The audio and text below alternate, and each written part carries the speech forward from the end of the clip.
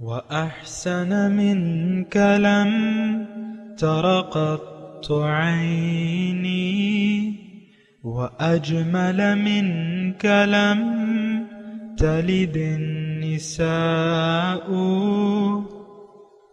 خلقت مبرأ من كل عيب خلقت مبرأ من كل عيب كأنك قد خلقت كما تشاء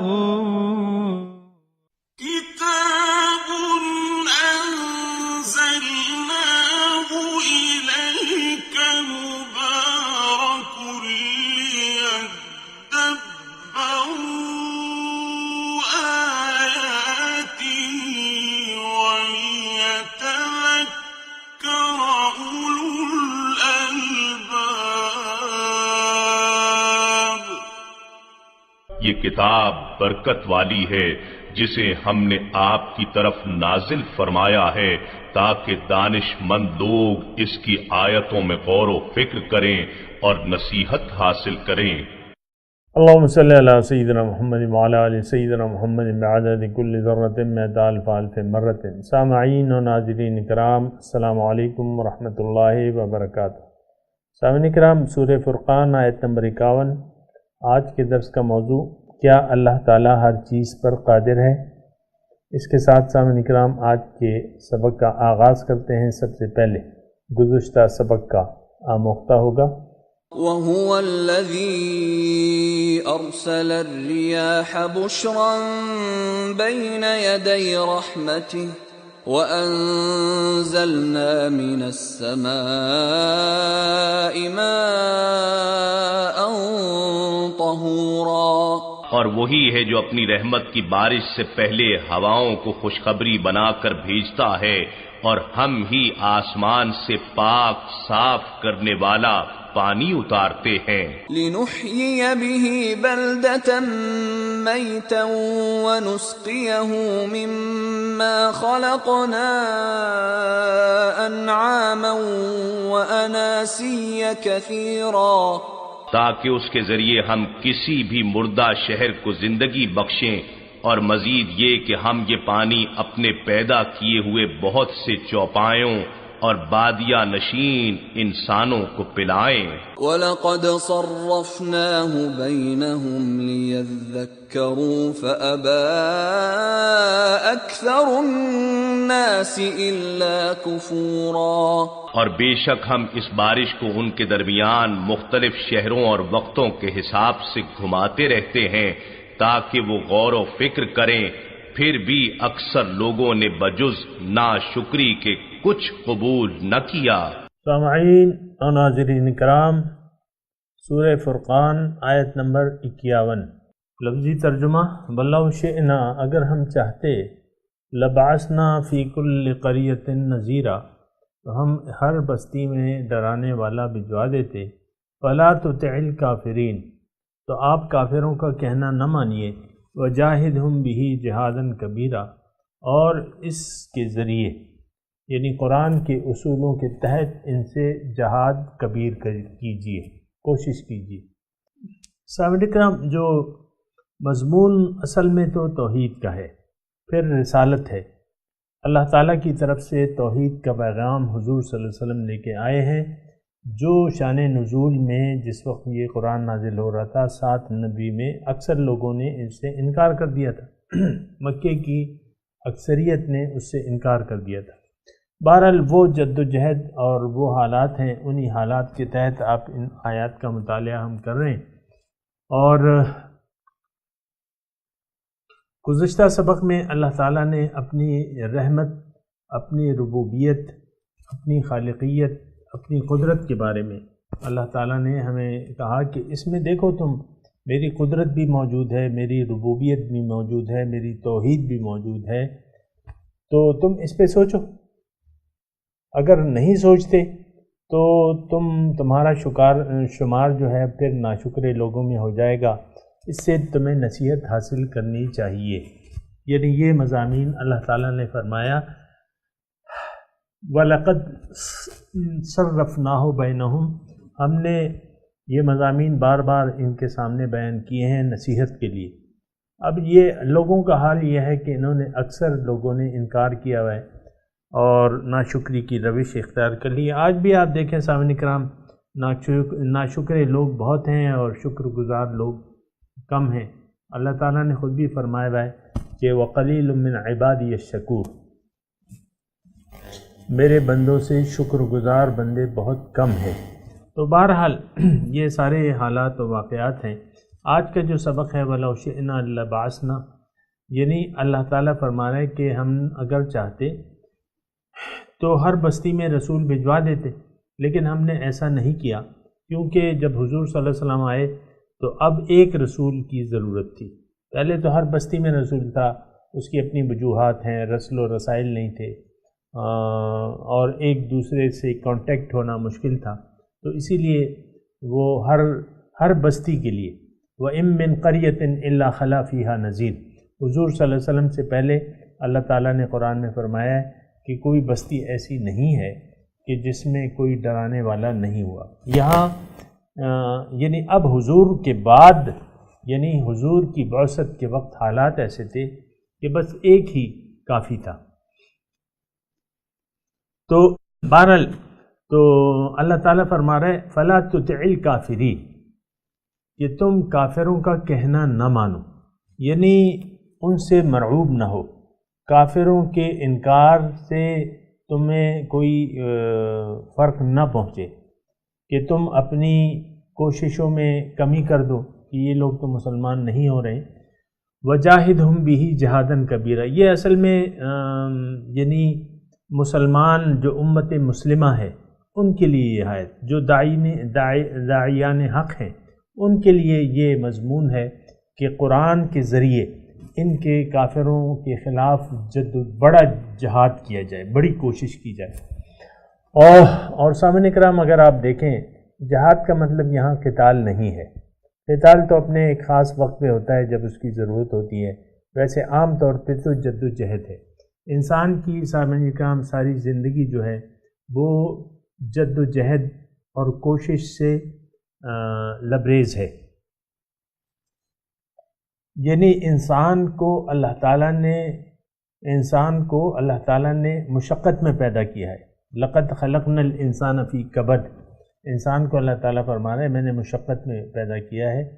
لیکن یہاں جو ہے فَلَا تُطِعِ الْكَافِرِينَ وَجَاهِدْهُمْ بِهِ جِهَادًا كَبِيرًا، یہاں ایک خاص مفہوم ہے سامعین کرام کہ کافروں سے مرعوب نہیں، تُطِعِ الْكَافِرِينَ کا مطلب کافروں سے مرعوب نہیں ہونا،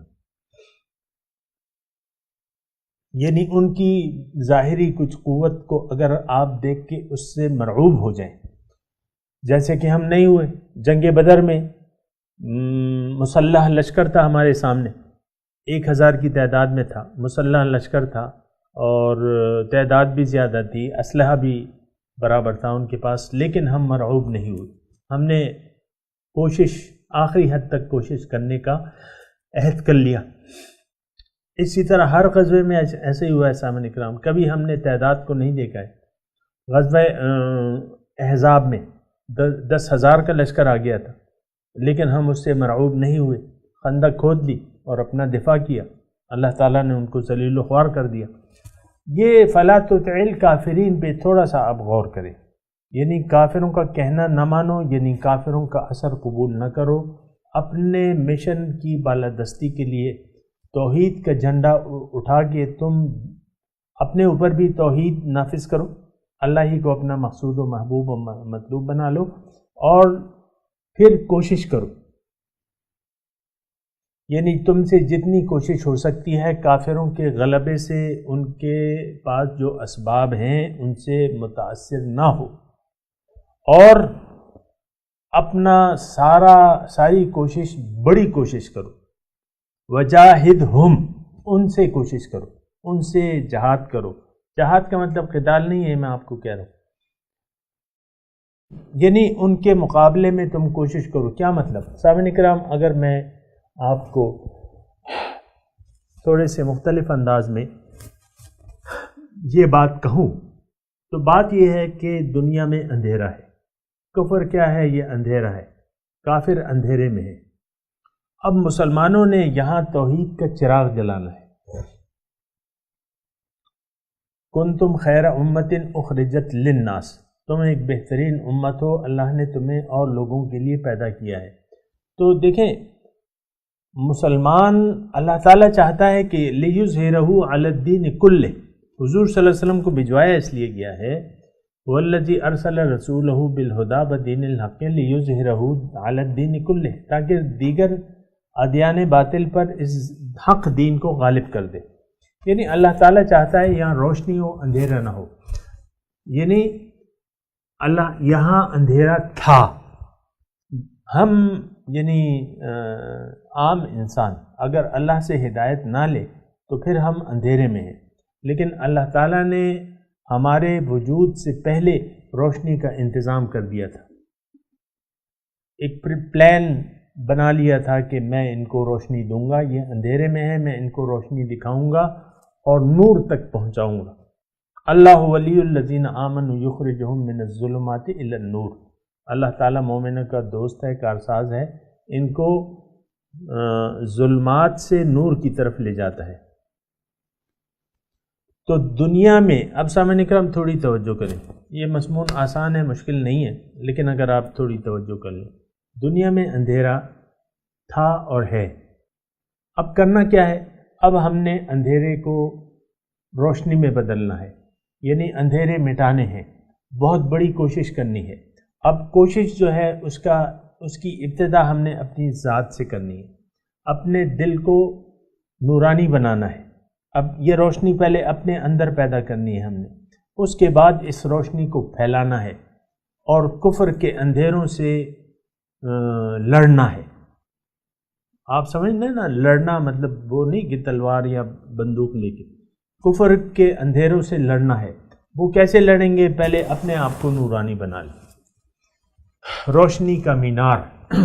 قلوبہم مصابیح الہدی، ان کے دل ہدایت کے چراغ ہیں۔ مومنوں کو اللہ کے رسول مومنوں کی صفت بیان کر رہے۔ افمن جعلنا لہ نورا یمشی بہ فی الناس، کہ کیا وہ شخص جس کے لیے میں نے ایک نور مقرر کر دیا ہے وہ اس سے چلتا پھرتا ہے۔ تو بہرحال یہ کفر کے اندھیرے ہیں، انکار کے اندھیرے ہیں۔ اب ہم نے اس سے لڑنا ہے، ان اندھیروں کو اپنے ایمان کی روشنی سے منور کرنا ہے، روشنی پھیلانی ہے، اندھیرے مٹانے ہیں۔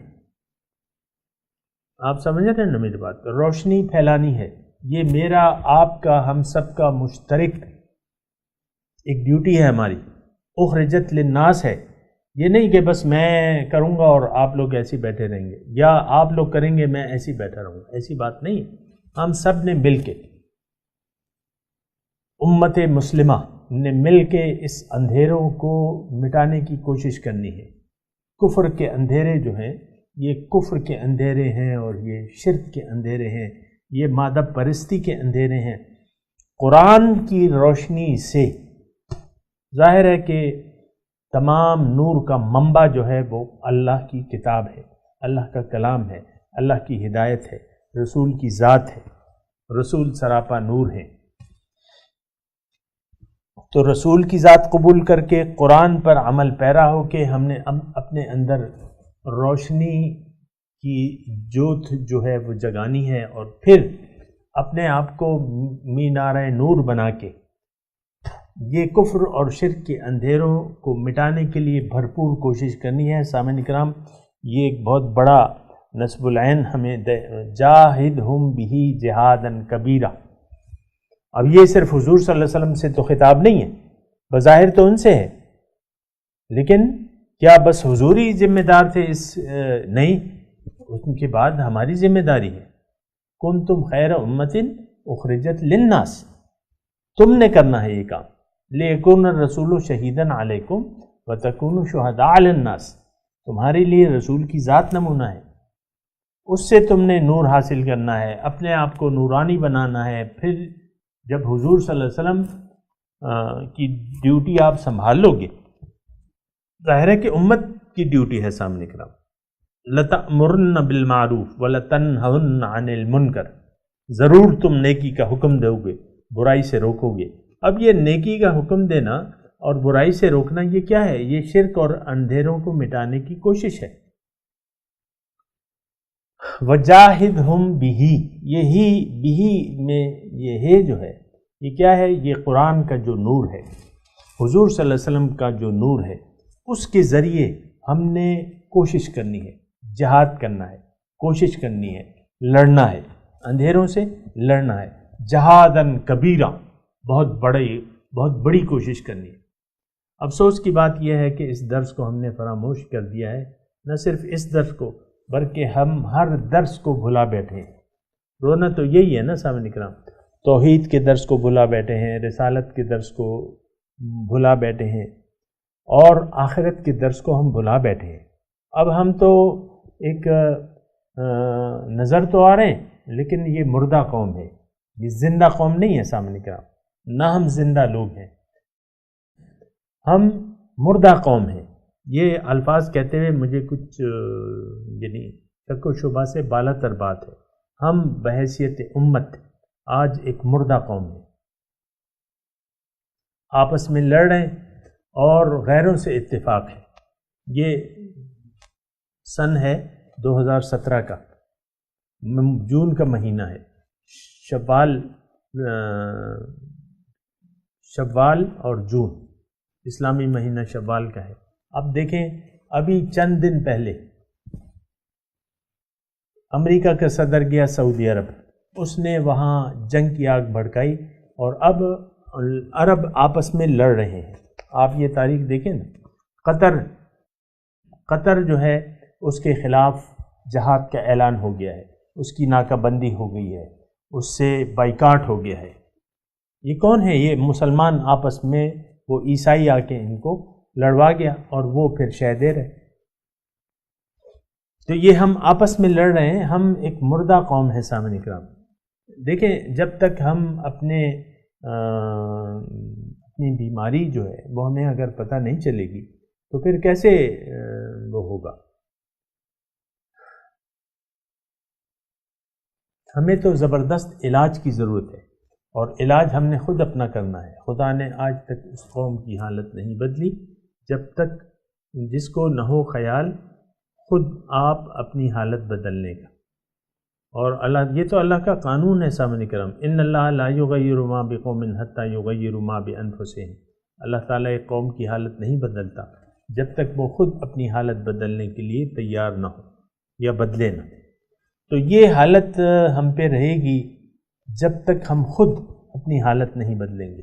میں نے آپ کو ایک میسج دے دیا، آپ اس میسج کو قبول کریں، خود بھی مینار نور بن جائیں اور یہ اس پیغام کو پھیلائیں، اور تاریکی کے ساتھ بہت بڑا جہاد کریں۔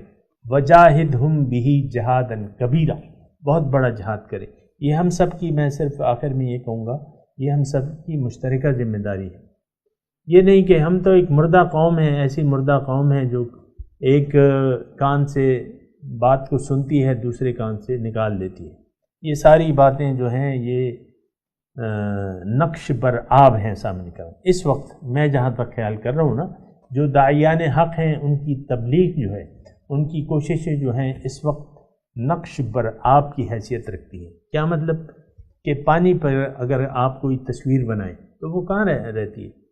تو بہرحال اس وقت یہ حالت ہے، لیکن تبدیل کرنے کی ضرورت ہے، اور حکم یہ ہے فَلَا تُطِعِ الْكَافِرِينَ وَجَاهِدْهُمْ بِهِ جِهَادًا كَبِيرًا۔ کافروں کے دباؤ میں نہ آنا، اور کفر اور شرک کے اندھیروں کے خلاف تم نے بہت ان سے لڑنا ہے، اس قرآن کی روشنی کے ذریعے، حضور صلی اللہ علیہ وسلم کی روشنی کے ذریعے۔ وہ روشنی اپنے اندر آپ پیدا کریں اور پھر لڑیں، تاریکی کے خلاف کفر اور شرک کے اندھیروں کو مٹا دیں۔ لِيُظْهِرَهُ عَلَى الدِّينِ كُلِّهِ بارک وَهُوَ الَّذِي۔ اب یہ ترجمہ میں سنا دوں، پھر تھوڑی سی میں بات کرتا ہوں۔ وَهُوَ الَّذِي، اللہ تعالیٰ وہ ذات ہے، مرج البحرین، جس نے دو سمندر ملا دیے ہیں۔ ھذا عذب، یہ میٹھا ہے، فرات، خشک ذائقہ ہے، یعنی ایک سمندر میں دو سمندر ہیں، دو حصے ہیں اس کے، ایک جو ہے عذب میٹھا ہے، فرات خوش ذائقہ ہے، وہذا ملح اجاج، دوسرا نمکین ہے، کھاری ہے، اور اجاج کڑوا ہے، وجعل بینہما برزخا وحجرا محجورا، ان کے درمیان جو ہے وہ ایک آڑ ہے اور ایک حجر محجورہ مضبوط اونٹ ہے، مضبوط اونٹ بنا دی گئی ہے، یعنی مستحکم آڑ، وہ آپس میں ملتے نہیں ہیں۔ ایک پردہ ہے حجرم محجورہ،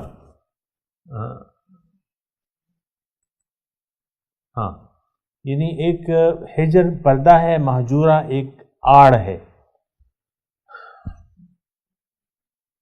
وجعل بینہما برزخا، اور ان دونوں میں ایک پردہ ہے اور ایک مستحکم آڑ ہے۔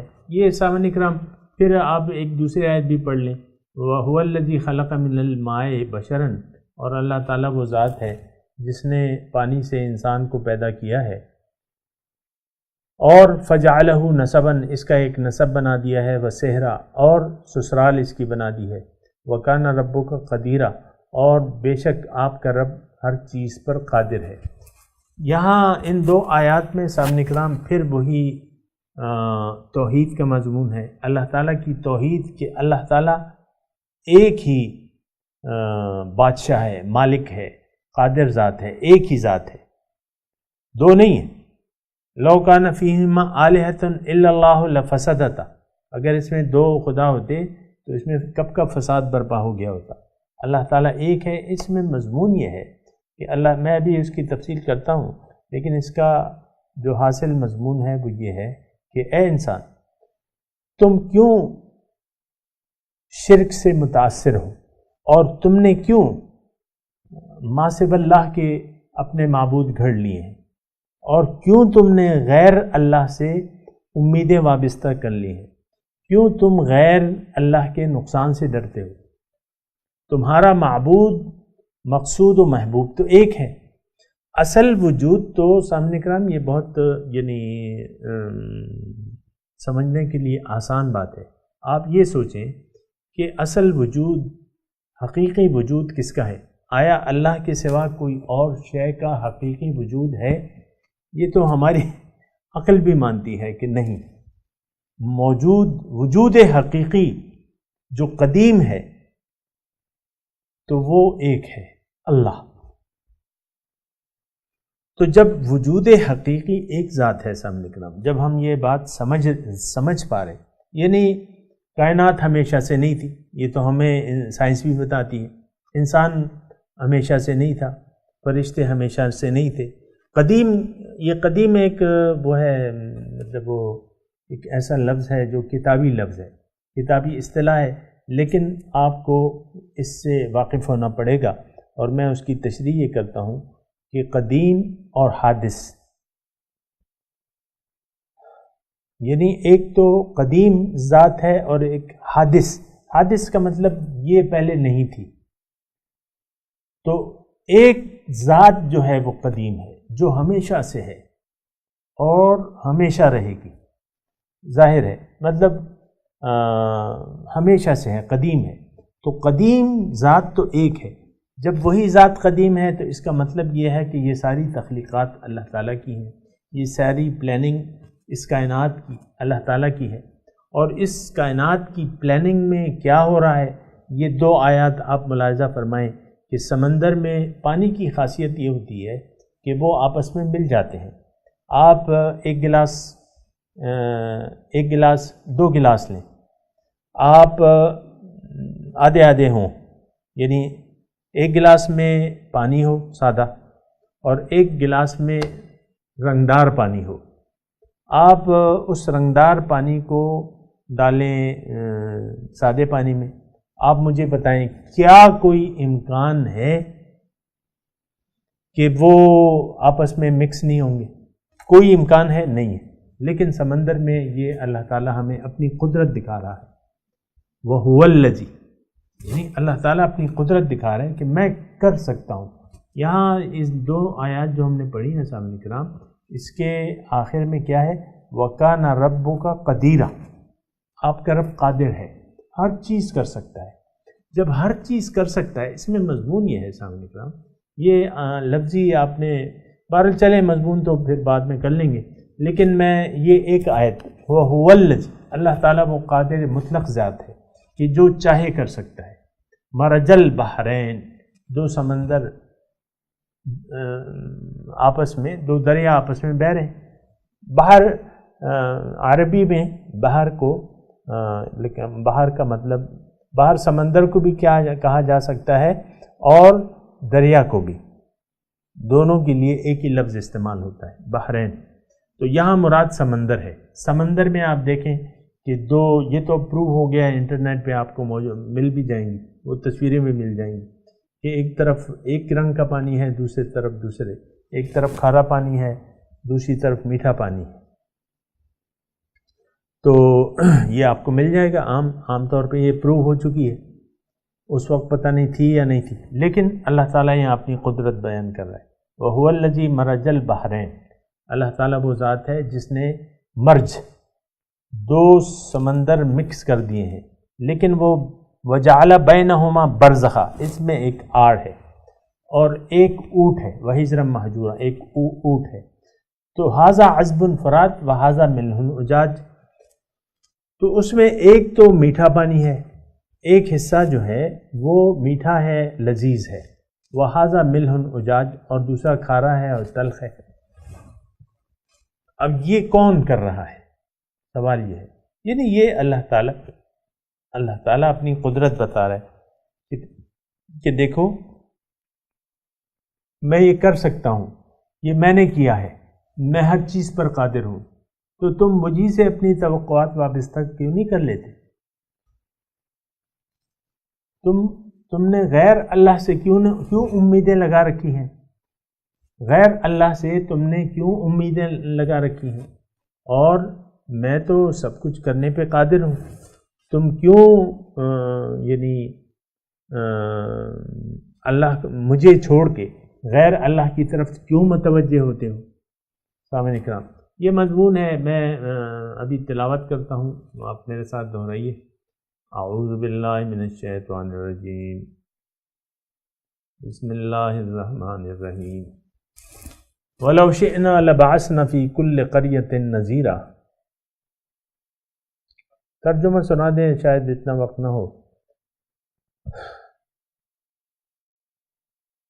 اور اگر ہم چاہتے ہیں ہم ہر بستی سے نذیر بھجوا دیتے، ہر بستی میں، فَلَا تُطِعِ الْكَافِرِينَ، تو آپ کافروں کے دباؤ میں نہ آئیے، وَجَاهِدْهُمْ بِهِ جِهَادًا كَبِيرًا، اور ان سے بڑا جہاد کیجیے اس قرآن کے ذریعے۔ وَهُوَ الَّذِي مَرَجَ الْبَحْرَيْنِ، اللہ وہ ذات ہے جس نے دو سمندر آپس میں ملا دیے ہیں۔ هَذَا عَذْبٌ فُرَاتٌ،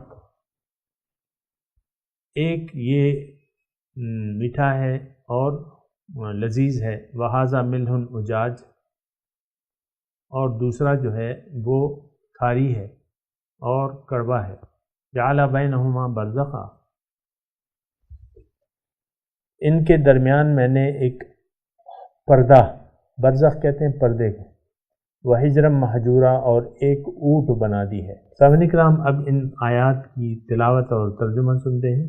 وَلَوْ شِئْنَا لَبَعَثْنَا فِي كُلِّ قَرْيَةٍ نَذِيرًا، Had we willed, we could have sent to every town a warner. فَلَا تُطِعِ الْكَافِرِينَ وَجَاهِدْهُم بِهِ جِهَادًا كَبِيرًا، So do not obey the disbelievers, but strive against them with it a mighty struggle. وَهُوَ الَّذِي مَرَجَ الْبَحْرَيْنِ هَذَا عَذْبٌ فُرَاتٌ وَهَذَا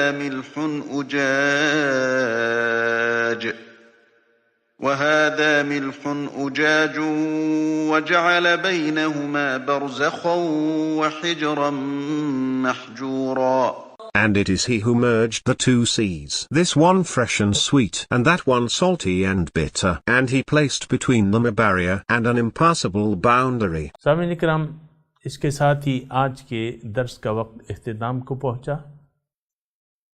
اگلے درس میں انشاءاللہ ملاقات ہوگی۔ وآخر دعوانا ان الحمدللہ رب العالمین، والسلام علیکم ورحمۃ اللہ وبرکاتہ۔